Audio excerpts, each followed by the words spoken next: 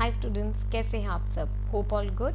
Students, ये video हमारा extension है। हम ऑलरेडी डिस्कस कर रहे थे आपका स्टैंडर्ड मैथमेटिक्स का पेपर, सैम्पल पेपर कर रहे हैं, स्टैंडर्ड मैथ्स 2023। इसका कोड 041 का पेपर था। इसका सेक्शन ए और सेक्शन बी ऑलरेडी डिस्कस हो चुके हैं पिछली वीडियोस में। आई होप आपने चेक करी होंगी, अगर नहीं की हैं तो ज़रूर चेक कीजिएगा। And don't forget to subscribe my channel maths with Rajni. So let's move. आज हम करने जा रहे हैं इस वीडियो में particularly section C. Section C में as you can see you have 6 questions. 2 questions में आपका चॉइस दिया हुआ है और 3 मार्क्स के क्वेश्चंस हैं। दैट सिंपली मीन्स कि थोड़ा सा लेवल बढ़ने वाला है क्वेश्चंस का इन वाले सेक्शन सी में, इंस्टेड ऑफ बाकी के जो फर्स्ट ए और बी कह रहे थे उनसे थोड़ा सा लेवल अप है इनका। तो चलिए we'll start with the section C. A very best of luck to all of you. Let's go.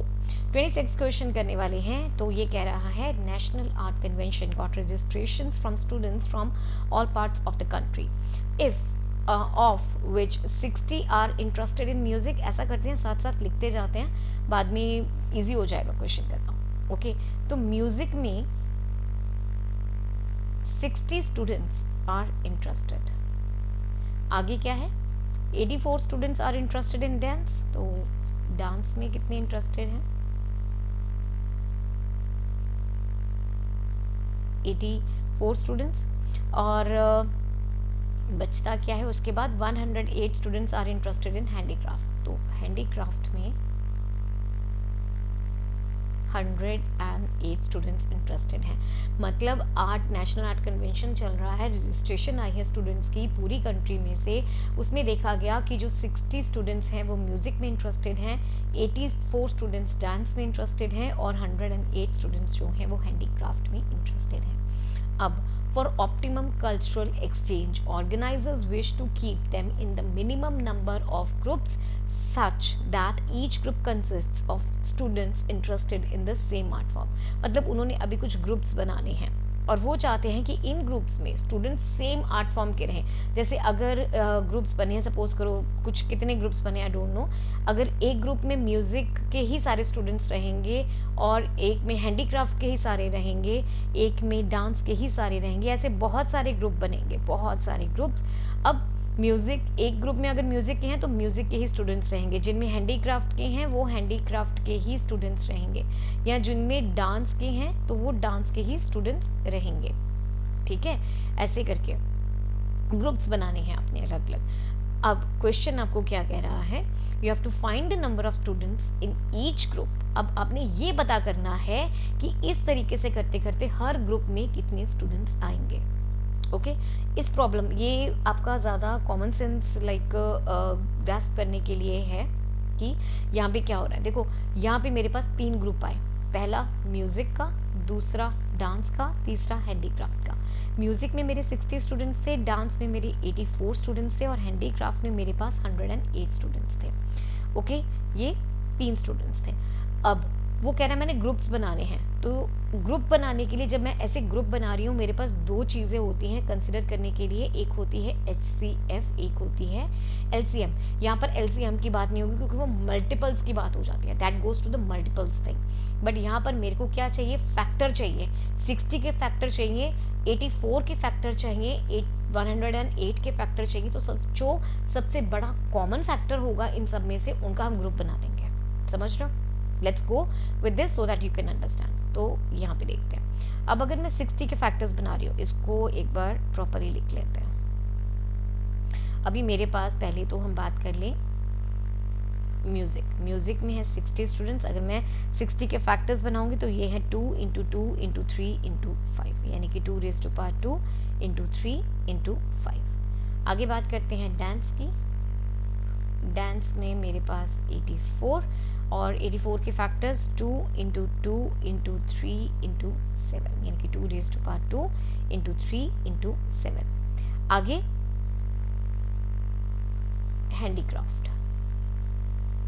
Handicraft में 108 स्टूडेंट्स आए थे।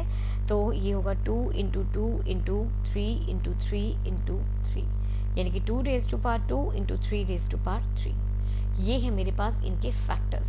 अब HCF जब मुझे इन तीनों का निकालना है, क्योंकि मुझे ग्रुप्स बनाने हैं, मुझे क्या चाहिए? HCF चाहिए इनका। तो इनका HCF निकालने के लिए क्या, इनके सबसे जो कम मतलब इनका जो कॉमन मल्टीपल जो तीनों में एग्जिस्ट कर रहा है वो उठाऊंगी।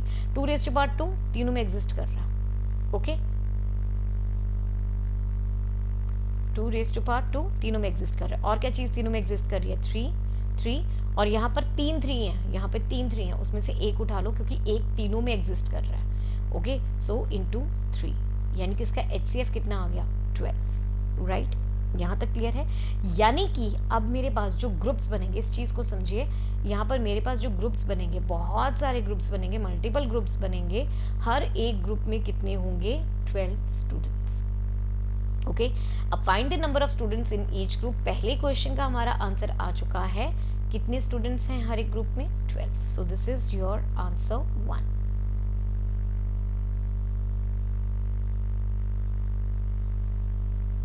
Okay, so your first answer to the question is 12। अब सेकंड वो क्या पूछ रहा है, find the number of groups in each art form. हर एक आर्ट फॉर्म में कितने कितने ग्रुप्स हैं, चलिए वो देखते हैं। नंबर माफ कीजिए, sorry, the number of students in each group. So number of students in music कितने हैं, so number of students in each group, total music में कितने स्टूडेंट्स थे, 60। So you had 60 students in the music group and you had 12 students in one group. So how many groups for the music are there, there are 5 groups of music. Similarly, number of students in dance में कितने students हैं, you have 84 students in dance and there are 12 students in one group, so that means you have 7 groups for dance. Then finally you have number of students in handicraft. So how many students are there, 108 divided by 12, 9. So there are 9 handicraft groups, there are 7 dance groups, there are 5 music groups. So this falls your answer 2, right? So this is your answer 2. Next question, how many rooms are required if each group will be allotted a room? So सी वो क्या कह रहा है कि अगर हर एक group को एक रूम दे दिया जाए तो कितने रूम्स होंगे, that means simply number of rooms कितने हैं, that is equal to number of groups, number of groups. And how many groups are there in total, you simply have 5 + 7 + 9,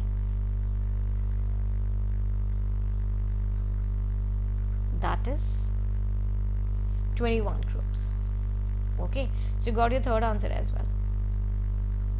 So these are your 3 answers. Answer 1, 12. Answer 2, 5 for music, 7 for dance, 9 for handicraft. And answer 3 is there are 21 rooms. Sorry, not the groups. Here should be rooms because the question is how many rooms. So 21 rooms हैं आपके पास. Hope you understood that. Let's move to the next question now. Next question number 27. ये दिया गया है, if alpha and beta are the zeros of the quadratic polynomial this, then you have to find the value of alpha square plus beta square. और दूसरा part इसी question का है alpha inverse plus beta inverse. ये दो values दो question हैं इस पार्ट के, सॉरी 2 पार्ट्स हैं इस क्वेश्चन के। सो काफ़ी इजी है ये, let's go for this. Okay, so पहली आपकी पॉलिनोमियल इक्वेशन दी गई है, that is 5x square plus 5x plus 1. This is your quadratic polynomial. अब यहाँ पर देखिए ये क्या है, a, this is b and this is c. I hope you know the general equation, ax square plus bx plus c. Now if alpha and beta ये दो roots हैं, then you know the formula, the sum of the roots is equal to minus b upon a, right? Sum of the roots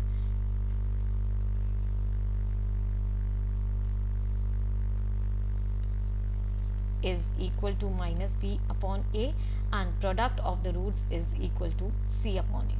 अब इसको use करते हुए यहाँ पर आपको दो रूट्स दिए हुए हैं alpha and beta, so the sum of the roots is equal to minus 5/5 which is equal to -1 and product of the roots जो है वो है 1/5। दोनों चीजें आ गई।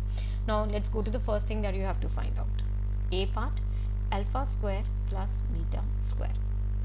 क्या फॉर्मूला होता है इसका formula I hope you know, alpha plus beta whole square minus 2 alpha beta. अब अल्फा प्लस बीटा क्या है, दैट्स इक्वल टू -1 डाल दो यहाँ पे, 2 इंटू 1/5, सो -1 माइनस 2/5, ये कितना आ जाएगा, I hope you can solve this, like this is 5 minus 2/5 which is equal to 3/5, so this is your answer 1, right. So इस क्वेश्चन का answer 3/5, correct. Now let's move to the second part, B part. It's asking you A inverse plus B inverse, that can be written as 1 upon alpha plus 1 upon beta. Now let's take the LCM. यहाँ पे आएगा alpha beta, so this will be beta plus alpha. Alpha plus beta, you had the value as -1, so -1, and alpha into beta, this is equal to 1/5, so this gives you -5. This is your second answer. Hope you got that. So दोनों questions निकल गए आपके, easy question था काफ़ी ज़्यादा। Let's move to the next question number 28। सो अब ये चॉइस में है क्वेश्चन आपका 28, इजी क्वेश्चन है काफ़ी। It's asking you the sum of 2 digit number and the number obtained by reversing the digits is 66। 2 digit number है आपके पास, हमें नहीं मालूम उसके डिजिट्स क्या हैं। वो कह रहा है कि अगर मैं उस नंबर का सम कर देता हूँ और उसके डिजिट्स को इंटरचेंज कर देता हूँ, जैसे अगर ये एक्स वाई है और इसमें मैं वाई एक्स ये ऐड कर देता हूँ number, then I get the number 66। दूसरा, the digits differ by 2, that means x minus y is equal to 2। चलिए इसको प्रॉपरली लिख लेते हैं आप। Okay, so now let's say late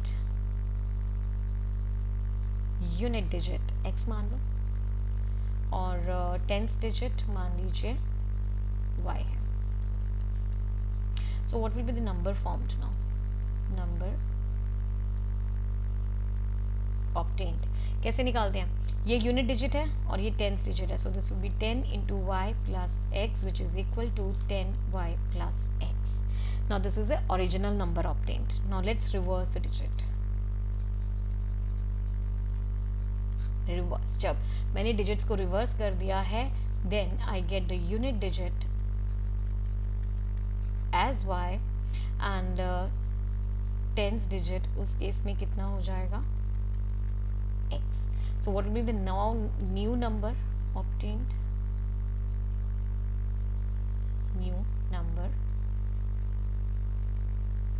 obtained will be equal to 10 into x plus y which is equal to 10x plus y.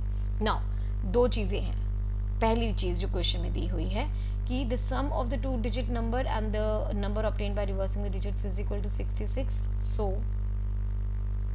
first thing which is given to you कि 10y plus x plus 10x plus y is equal to 66। ये पहली चीज़ आपको दी हुई है।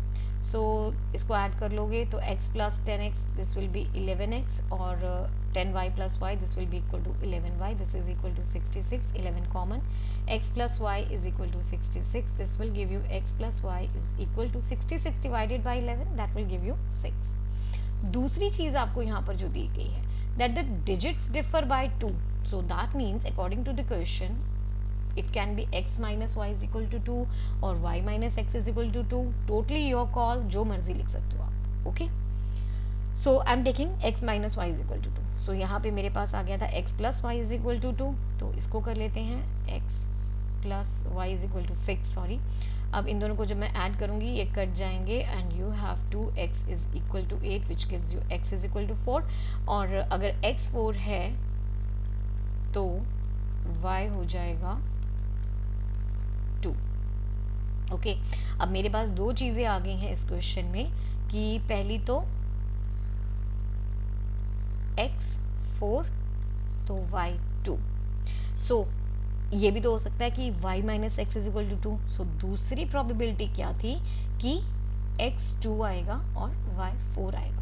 दो चीज़ें हो सकती हैं possible, right, according to the question. So पहले केस में, इस केस में क्या नंबर बनेगा? देखिए हमने यूनिट डिजिट x लिया था और टेंथ डिजिट y लिया था, so it will B 24 right, और दूसरे केस में दिस विल बी 42. सो ये दो पॉसिबल नंबर्स हैं जो कि बन सकते हैं, 24 एंड 42. यहाँ पर उसने पूछा how many such numbers are there, two numbers, two such numbers, और कौन कौन से, 24 and 42. So this is the answer to the question. Hope you got that. चलिए, आई होप यू गॉट दिस. अब इसका ही एक ऑप्शन में आया हुआ है क्वेश्चन, वो कर लेते हैं. क्वेश्चन नंबर 28 ही है. अब आपके पास चॉइस थी इस क्वेश्चन में. इस क्वेश्चन को करते हैं.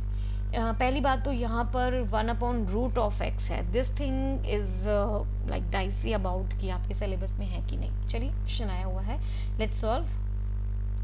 So you have 2√x plus 3/√y is equal to 2, पहली इक्वेशन. दूसरी आपको दी हुई है 4/√x minus 9/√y is equal to -1. This is your second equation.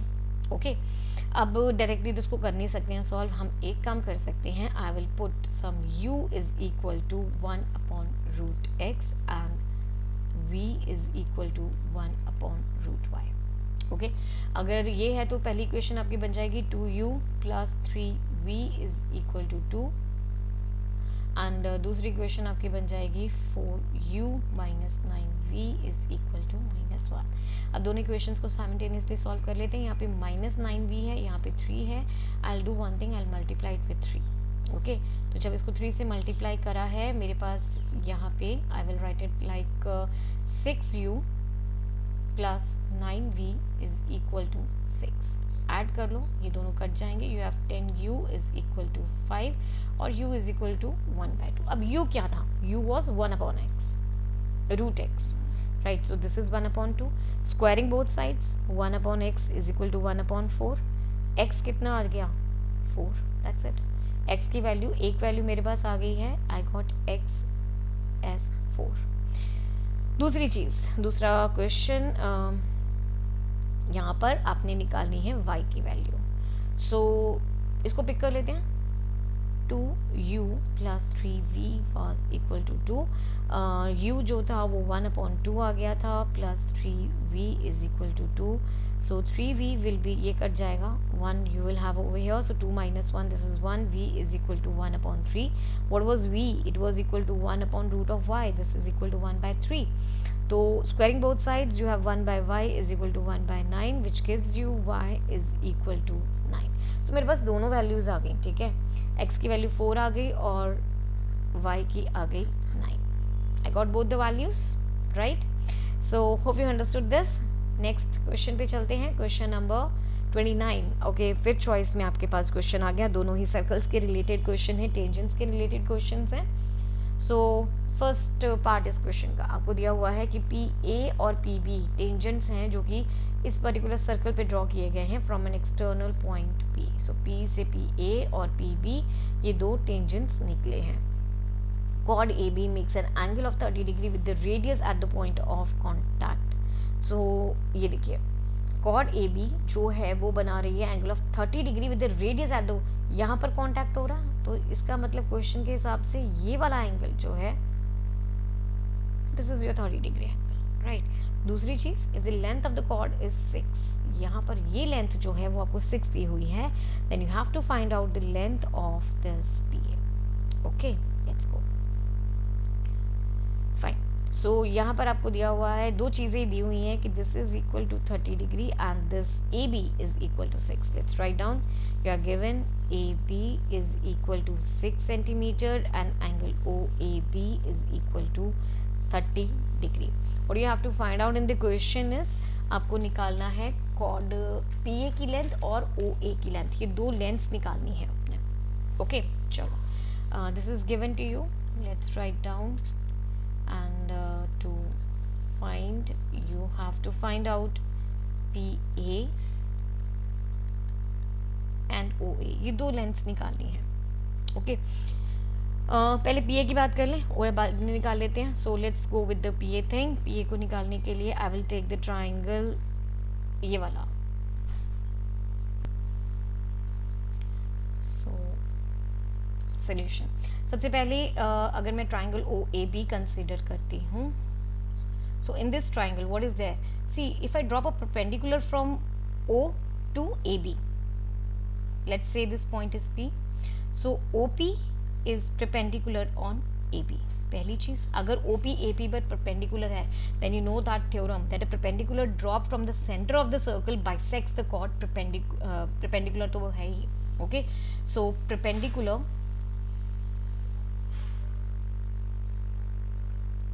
from the center of the circle bisects the chord, right? अगर ये cord को bisect कर रहा है देन AP कितना हो जाएगा, देखो AB जो है that was 6, then what will be AP will be half of 6 which is equal to 3, so AP कितना हो जाएगा, AP will be equal to 3, AP is equal to half of AB that is equal to 3 centimetres, okay? AP आपका 3 centimetre आ गया। अब लेते हैं triangle,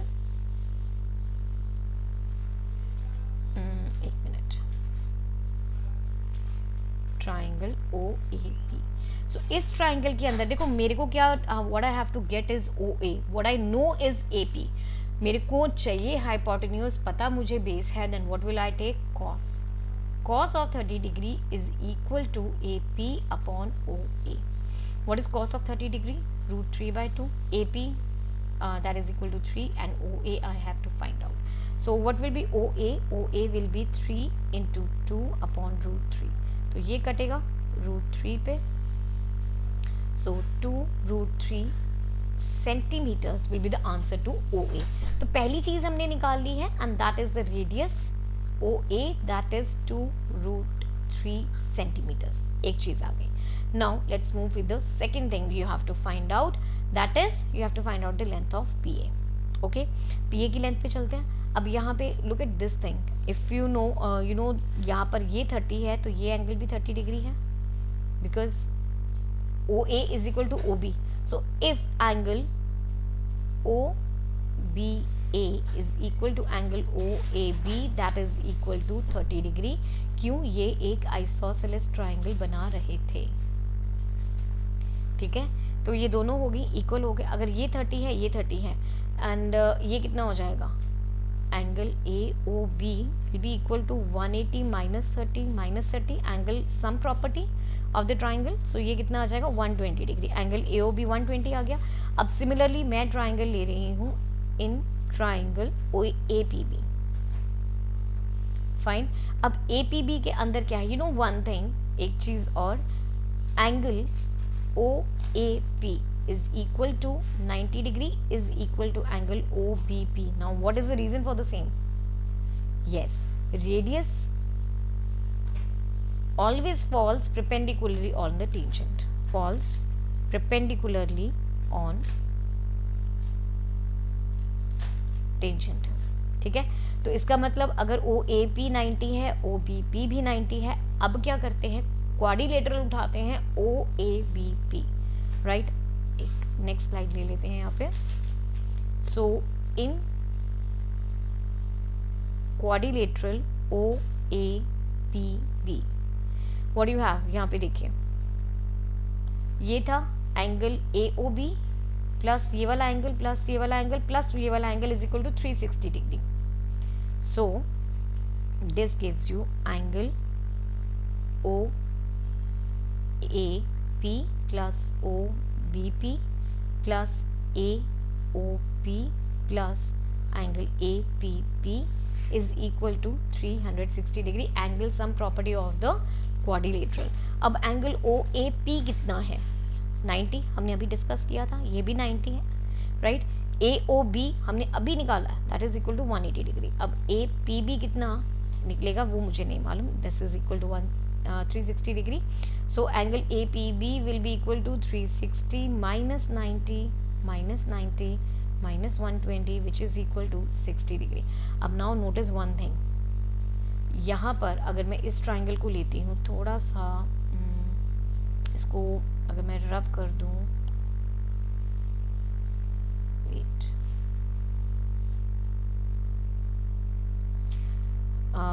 रब नहीं हो रहा। चलिए okay, I try to show you like over here only.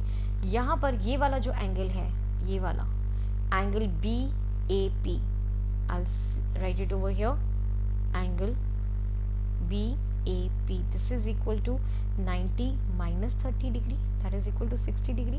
क्यों, ये कहाँ से आया? Angle B A P 90 minus 30 कहाँ से हो गया? आपको एक चीज़ मालूम है कि जो अभी हमने क्या बात करी थी कि रेडियस जो है वो परपेंडिकुलरली फॉल करता है टेंजेंट पे। तो ये वाला पूरा एंगल जो था, ये वाला जो पूरा एंगल था ना आपका, एक मिनट में कलर थोड़ा सा, I take a different one, so let's take this. तो ये वाला जो पूरा कलर सॉरी एंगल था, ये 90 डिग्री था, उसमें से इतना जो आपका पोर्शन था वो 30 था, तो बचा हुआ कितना आ जाएगा? 90 minus 30, that is equal to 60। Same thing यहाँ पर हो रही है, वही चीज़ दूसरी, एंगल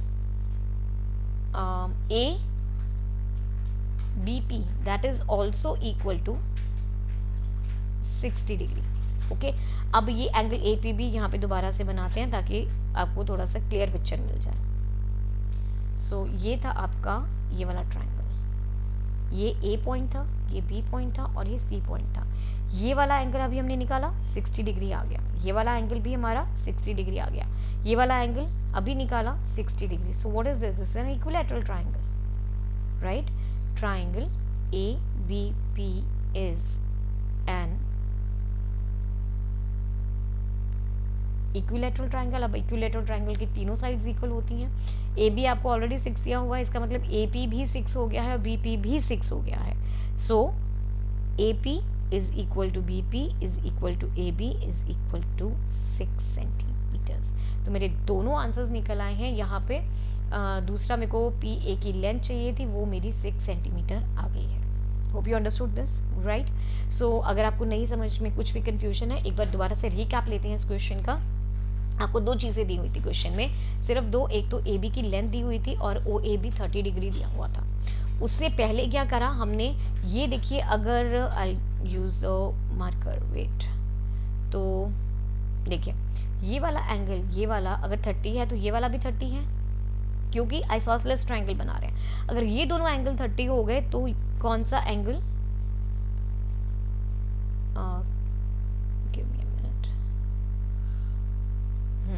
तो ये वाला एंगल जो है ये कौन सा हो जाएगा? ये वाला एंगल 120 हो गया, ये 120 हो गया, और ये पर्टिकुलर एंगल ये वाला, ये 60, ये भी 60 हो गया, ये 60, ये 60, सॉरी दिस इज 120, ये 90, ये 90, तो ये वाला एंगल कितना आ जाएगा आपका? ये हमने निकाला, ये आपका 60 आ गया। ओके, तो अब इन चारों में जो ए बी बी ट्राइंगल था वो इक्विलैटरल ट्राइंगल बन गया, और इक्विलैटरल के कारण A P is equal to A B, तो आपका ए पी निकला है 6 सेंटीमीटर। अब निकालना था आपने ओ ए, तो उसके लिए मैं ये वाला ट्राइंगल ले रही थी O A P. O A P triangle के अंदर मेरे को एक 30 डिग्री का एंगल मिल गया, मेरे पास बेस ऑलरेडी था, ए पी बेस था मेरे पास, और ओ ए मैंने निकालना था। ए पी बेस को लेके cos ऑफ 30 को लेके I can use the trigonometric ratio for the cos 30, और यहाँ से मैं आपका ओ ए आराम से निकाल सकती हूँ, 2√3 उसका आंसर आ गया। Hope you got this, okay? तो चलिए आगे चलते हैं आपके क्वेश्चन नंबर 30 पे। ये क्वेश्चन, ओके, यस, ये आपका अगेन चॉइस में क्वेश्चन है। अब आपको दिया हुआ है कि दो टेंजेंट्स हैं, पहले इसका फिगर बना लेते हैं, फिर इसको अच्छे से समझेंगे। So first of all you have a circle, okay, आपके पास एक सर्कल है, to tangents T P and T Q, तो यानी कि ये बाहर का आपका पॉइंट है टी, यहाँ से मैंने दो टेंजेंट्स ड्रॉ किए हैं, T P and T Q.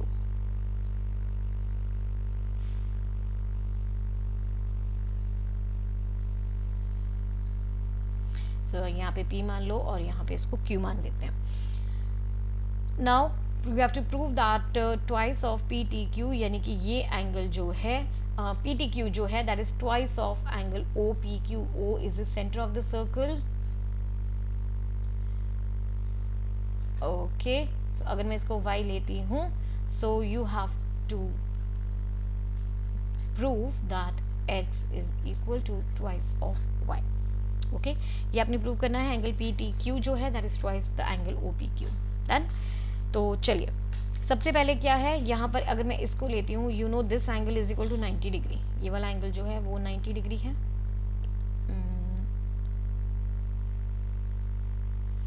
Right angle, here we are going with the proof, angle OPT is equal to angle OQT is equal to 90 degree. Reason? I hope you already know. Yes, radius falls perpendicularly on the tangent, on tangent of the circle. ठीक है, अब ये हो गया, अगर ये y है, देखो अगर ये वाला एंगल y है then what will this angle be equal to, it will be 90 minus y of course, right. So angle, अगर ये y है तो ये भी y है और ये भी 90 था। सो angle O not O, angle QPT is equal to angle PQT is equal to 90 minus y, right, दोनों में। अब ट्राइंगल ले लेते हैं PQT, angle PQT plus angle QTP plus angle TPQ is equal to 180 degree. अब PQT कितना है, 90 minus y, और QTP मुझे नहीं मालूम ये कितना, ये तो हमने निकालना है। QTP कौन सा हमने अभी एज्यूम किया था, QTP हमने x लिया था ना, तो यहाँ पे x ही लिख लेते हैं। Now what is the angle TPQ? That is again equal to 90 minus y. This is equal to 180 degree. 180 minus 2y plus x is equal to 180 degree. This gives you x is equal to 180 minus 180 plus 2y, which is equal to 2y. So x is equal to 2y. That is what we needed to prove. So hence proved. Okay, I'll choose a good color. Hence proved, right? Hope you understood this. काफ़ी easy question था. Next is question number 30. Trigonometry का question है ये. Trigonometry के questions देखने में हमेशा थोड़े से लगते हैं, और when you start doing it, they are the simplest ones to go. Okay, तो चलो, you are given 1 plus sine square theta is equal to 3 sine theta cos theta, and you have to prove tangent theta is equal to 1 or 1 by 2. So ये आपने prove करना है. Let's go with this. Let's go with the proof. So here it is. अब देखो, what you are having in the question over here, you are having tangent, यानी कि I have to introduce the tangent thing. What is the best way to do that? Sin है आपके पास, cos से divide कर दो, because यहाँ पर sin square है, then I will first of all let's write the statement. 1 plus sine square theta is equal to 3 sine theta cos theta, dividing both sides by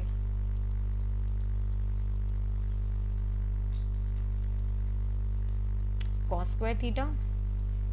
क्या आ जाएगा आपके पास, 1 plus sine square theta is equal to 3 sine theta cos theta. यहाँ पर भी आपने cos square theta से divide कर दिया, और यहाँ पर भी cos square theta से डिवाइड कर दिया. So now this can be written as 1 upon cos square theta plus sine square theta cos square theta is equal to 3 sine theta into cos theta upon cos theta into cos theta. These two will cut down, and you will have secant square theta plus tangent square theta. Yeah, this is equal to 3 tangent theta, right? Now यहाँ तक हो गया. You know one identity, let's discuss that. You know 1 plus tangent square theta is equal to secant square theta. So I'll use this identity over here. You can write it as 1 plus tangent square theta plus tangent square theta is equal to 3 tangent theta, which gives you 1 plus 2 tangent square theta is equal to 3 tangent theta. Now अभी आपको कुछ नज़र आ रहा होगा. Yes, you are having a quadratic equation. Quadratic equation form हो रही है. चलिए, सो you have 2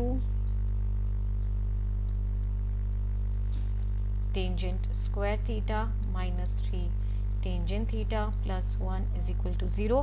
Now let's splitting the middle term. minus 2 tangent theta minus tangent theta plus 1 is equal to 0.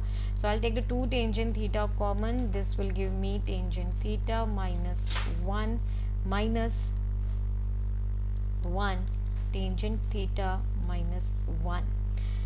This is equal to 0, right?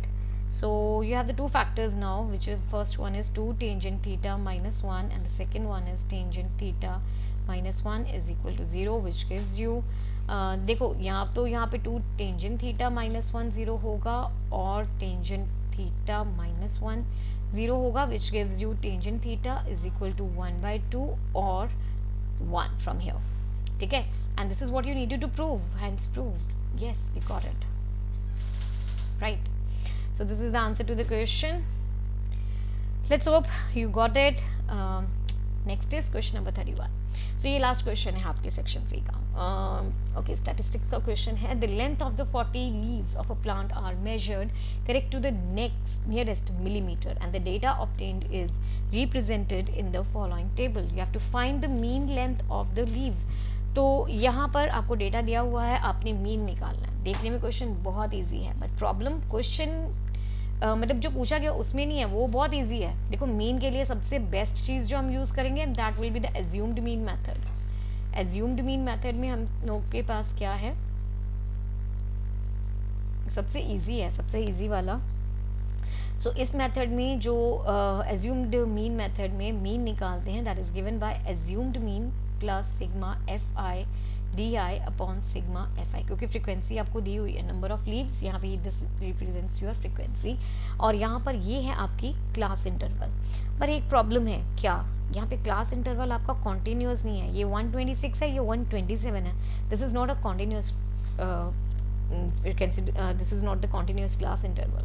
Okay, तो हमें इसको continuous पहले बनाना पड़ेगा. Table पूरा से दोबारा से बनेगा. टेबल बना ले पहले, थोड़ा सा लंबा काम है. चलिए पहले टेबल बना लेते हैं. तो first of all you have here, यहीं से स्टार्ट कर लेते हैं जो आपका क्लास इंटरवल था. सो यहाँ पे अब यहाँ पे 127 है, 6 है, और यहाँ पे 127 है. 126 और 127 में कितने का फ़र्क है, 1 का. 1 को अगर मैं 2 से डिवाइड करूँगी तो मेरे पास कितना आएगा, फैक्टर आएगा 0.5. तो यानी कि अब मैंने 0.5 यहाँ पर ऐड करना है और यहाँ से सब्ट्रैक्ट करना है. ओके, और यहाँ पर भी. सो ये क्या बन जाएगा, 117.5 minus minus 2 126.5. Second one table बना ले पहले.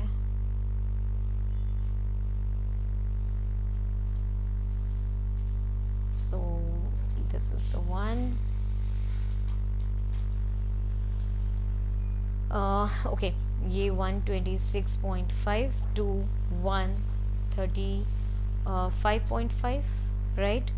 आगे आपका 135.5 to 144.5, 144.5 to 153.5, 153.5 से 162.5 and 162.5, 171.5, 171.5, 180.5.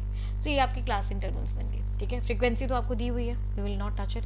अब इसमें क्या है, हमें एक्स, देखो क्लास इंटरवल के लिए तो हम एज सच क्लास इंटरवल्स को उठा के काम नहीं कर सकते हैं. We need the value of X. Let's go for this. So here is another column X I. X I को कॉलम बना ले. सो इन दोनों के बीच की वैल्यू देखो, ये कैसे निकालोगे आप, 126.5 minus 117.5. So this is equal to 9. 9 को 2 से माइनस डिवाइड करेंगे, यू विल गेट 4.5. सो 117.5 में 4.5 I will add, I get 122. So यहाँ पर एक्स आई जो है 122. ऐसे ही बाकियों को भी आप कैलकुलेट करोगे, you get 131 over here, 140, 149, 158, 167 and 176. Okay, अब देखो यहाँ पर एज्यूम्ड मीन चाहिए. I want the assumed mean, best way रहता मिडल वैल्यू को उठा लेते हैं, मिडल वैल्यू है आपकी 149, ये मिडल वैल्यू है, राइट तो यहाँ पे मेरा एज्यूम्ड मीन जो रहेगा वो होगा 149, यानी कि ये वाला जो नंबर है ये हमने 149 ले लिया. Okay, so now let's make the another column. Okay, so now you have to find out what is the formula for di. Di is given by xi minus a, right? So ऐसे अब xi 122 minus 149, this gives you minus 27. 131 minus 149, this is minus 18. यहाँ पर 140 minus 149 minus 9, 0, 9, 18 और 27, right. अब next column, यहाँ पर अब हमने अपना सारा होमवर्क कर लिया. नाउ लेट्स गो, जिसके लिए हमने इतनी मेहनत की, we had to actually find out this thing. हमें ये चाहिए था, एफ आई डी आई चाहिए था, तो एफ आई डी आई निकालते हैं. इसके लिए हमने इतना सारा कुछ किया. तो F I D I, F I D I, this will go ऐसे ऐसे ऐसे. ओके, अब F I D I, F I आपका था 3 इंटू माइनस 27, ये minus 81, then is 5 into minus 18, this is minus 90, ऐसे 9 इंटू माइनस 9 माइनस 81, नेक्स्ट आपका 0, next 45, 72 और 54. अब इन सब का, क्योंकि मुझे सबमिशन चाहिए, look I need a submission over here, so इन सब का सबमिशन जो है वो आएगा माइनस 81. ओके, माइनस 81 इन सब का सबमिशन आ गया. Now I think we get everything. Yes, sigma F I, ये चीज़ रह गई है, सिग्मा एफ आई निकालना है मुझे, यानी कि इसका टोटल.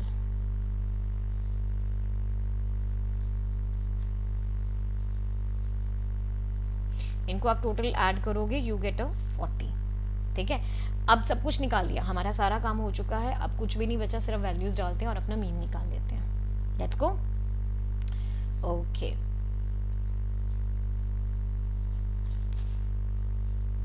सो अब जो मीन है दैट इज गिवन बाय